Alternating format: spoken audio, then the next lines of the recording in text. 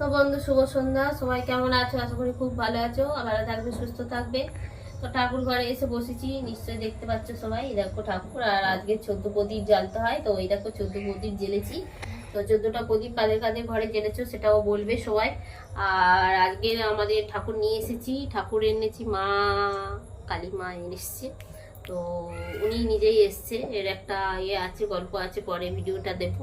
তো উনি নিজে এসছে, আর ওনাকে কেমন লাগছে সবাই একটু দেখো, ভালো করে ঠাকুরকে দেখে নাও, মাকে ভালো করে দেখে নেবে।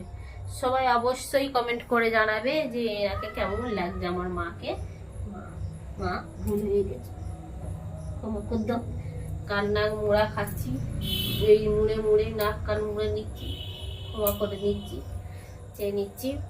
তো সবাই বলবে কেমন লাগছে মাকে, কমেন্ট করে অবশ্যই জানাবে। সবাই নিয়ে এলাম এই যে। আর ওই মা তো আমার ছিল, ওই মাকে এখন সরিয়ে মাকে বসাবো।